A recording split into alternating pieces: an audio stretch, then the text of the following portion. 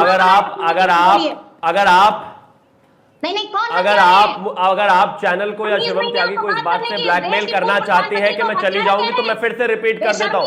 मैंने प्रधानमंत्री के पद का सम्मान करते हुए फिर से रिपीट कर देता हूं, इंदिरा जी हत्यारन थी, संविधान की हत्यारन थी। आपको जानना है, आप जा सकती हैं, मैं अपनी बात पूरी करना चाहता हूं। इंदिरा जी हत्यारन थी संविधान की। आपको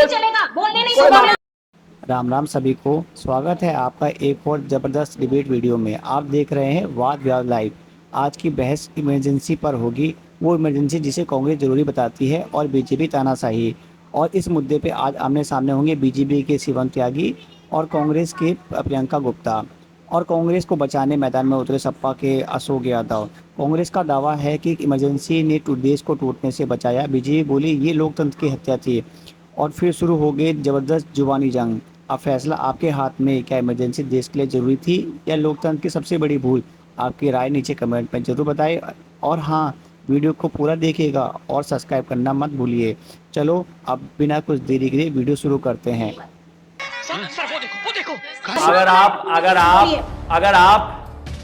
अगर आप चैनल को या शिवम त्यागी को इस बात से ब्लैकमेल करना चाहते हैं कि मैं चली जाऊंगी, तो मैं फिर से रिपीट कर देता हूं। मैंने प्रधानमंत्री के पद का सम्मान करते हुए फिर से रिपीट कर देता हूं, इंदिरा जी हत्यारन थी, संविधान की हत्यारन थी।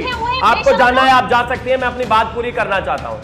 इंदिरा जी हत्यारन थी संविधान की। आपको अब एक चीज आप बताइए, आप देश मानता तो था ही, लेकिन उनके जो अपने करीबी थे वो भी मानते हैं।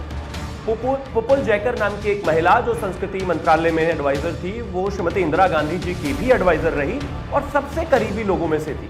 उन्होंने इंदिरा जी को लेकर एक किताब लिखी, इंदिरा जी की ऑटोबायोग्राफी बाय पुपुल जयकर। उसमें उन्होंने खुद लिखा कि इंदिरा गांधी अपने आप को हिंदुस्तान, प्लीज आप इनको रोकेंगे क्या प्लीज? इंदिरा गांधी अपने आप को हिंदुस्तान समझने लगी थी। She used to think that she is the embodiment of India, which means Indira is India. वो अपने आप को ऐसा मानने लगी थी, अहंकार के उस चरम पर थी और उनको लगता था कि उनके खिलाफ बोलना यानी कि देशद्रोह है। वो कारण था आपातकाल लगाने का। इसके साथ साथ प्लीज आप इनको रोकिए ना, पढ़ना लिखना आता नहीं है, किताबें जानते नहीं, चीजें जानते नहीं, बीच में चिल्लाना है। चिल्लाने से अच्छा नहीं होगा, तर्कों पर बात करिए ना, बहस करने का कोई लाभ है क्या? ये बड़ी अच्छी बात कही है। जल्दी से संभव ही नहीं है। तो एक तो पुपुल जयकर जो उनकी सबसे करीबी थी, उन्होंने खुद अपनी किताब में लिखा। उन्होंने कहा दूसरा कारण आपातकाल लगाने का यह था क्योंकि इलाहाबाद हाईकोर्ट से उनको पहले से पहले ही अयोग्य करार कर दिया गया था, 6 साल के लिए चुनावी प्रक्रिया से बाहर कर दिया था। आपातकाल लगाने के लिए मुख्यतः 2 कारण थे ये। एक और किताब लिखी गई, the emergency of personal history.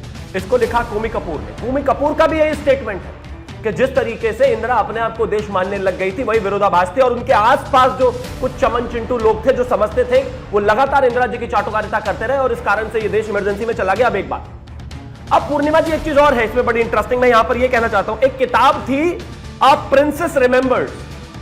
ये किताब लिखी गई इस देश में जयपुर की महारानी गायत्री देवी द्वारा। गायत्री देवी जी ने खुद अपनी किताब में अपने आप लिखा है कि उनकी रॉयलनेस, उनकी खूबसूरती से श्रीमती इंदिरा गांधी इतना जलती थी कि उनको और उनके भाई को मुंबई के अस्पताल से उठाकर तिहाड़ जेल में बंद कर दिया गया। उसके बाद उनसे जो है आपातकाल के समर्थन में चिट्ठी लिखवाई गई और उनसे राजनीतिक विराम लगा दिया उनके जीवन पर। किशोर कुमार के गाने बैन कर दिए, उनकी फिल्में बैन कर दी। हाईकोर्ट के जज एचसी दत्ता को सिर्फ इसलिए प्रमोशन नहीं मिला क्योंकि उन्होंने कह दिया कि इमरजेंसी नहीं होनी चाहिए और कमिटेड जुडिशरी का कोई कॉन्सेप्ट नहीं होना चाहिए। बात तो सही है। देखिए, मैं एक चीज कहना चाहता हूं, जनता की हर एक बात, हर एक वोट सर माथे पर। जनता पार्टी की सरकार जिस तरीके से रही वो कहीं ना कहीं लोगों को पसंद नहीं आई, सरकार चली गई, मैं बिल्कुल मानता हूं।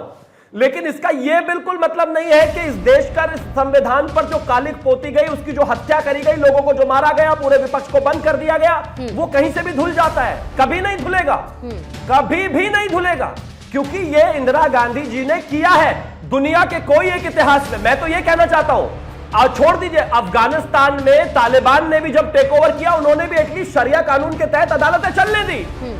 इन लोगों ने अदालतें कर दी भाई, राइट टू लाइफ का कानून ही खत्म कर दिया। आप कॉन्सेप्ट नहीं कर सकते। और इन्होंने कई बार माफी भी मांगी, लगातार कांग्रेस वाले कहते हैं हमने माफी मांगी।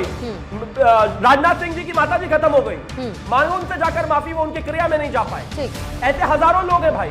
ठीक है। तो मैं सिर्फ एक चीज कहना चाहता हूँ, आपने जो इतिहास में किया है उसको बोला जाएगा, सुनने की क्षमता रखिए। और मैं कुछ भी अपने आप अरे भाई आप जो करेंगे वो तो सुनने की क्षमता रखिए। अशोक जी, काला धन कहाँ है अशोक भाई जी, साहब? आपका भी तो बढ़ गया होगा। समाजवादी पार्टी ने भी इमरजेंसी के दौरान बहुत कुछ झेला है, जनता पार्टी लेकिन आज आपकी पार्टी उस पार्टी के साथ खड़ी हुई नजर आती है जिसने इमरजेंसी को लागू किया। 50 साल बाद आपातकाल के दाग धुल नहीं पा रहे हैं कांग्रेस पार्टी के दामन से, और समाजवादी पार्टी घोषित और अघोषित इमरजेंसी की बात करती है।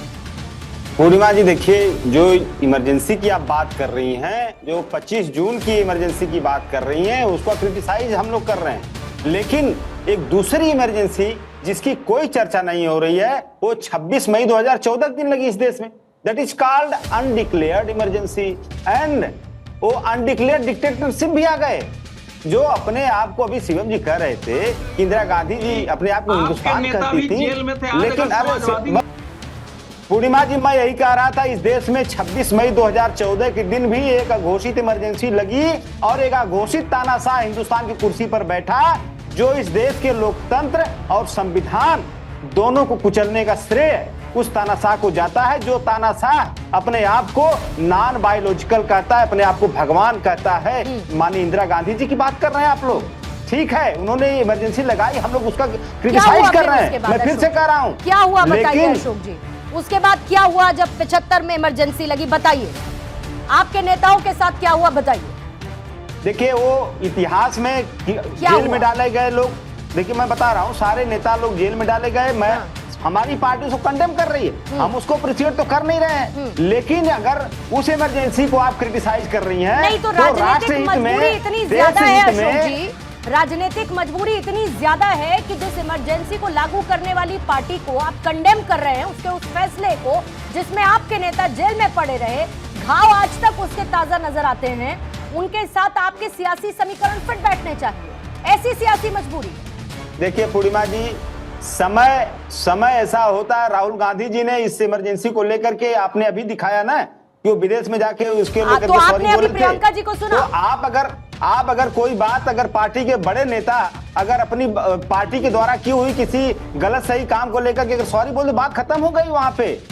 लेकिन सवाल ये उठता है कि आज इस देश में एक ऐसा पार्टी का मुखिया बैठा हुआ है जो सारी संवैधानिक संस्थाओं को कुचलने पर आमादा है, ऐसा तानाशाह जो संविधान के वास्तव में ये पार्टी एक दल हत्यारी है। आप ये बताइए, अभी तमाम बातें हो रही थी, अवधेश जी फिर इतनी बात है अशोक जी, तो प्रियंका जी बैठकर अभी माफी मांग ले इमरजेंसी पर, बातों से पीड़ा हो रही है, बोले कि हम माफी मांगते हैं, हमने इमरजेंसी लागू की। राहुल गांधी ने कह दिया ना, तो अब तो कोई बात नहीं है, शीर्ष नेतृत्व ने कह दिया कि हाँ गलती थी, तो प्रियंका जी कह दे कि हाँ गलती हुई कांग्रेस से, इंदिरा गांधी से गलती हुई, इमरजेंसी लागू की, कहेंगी वो।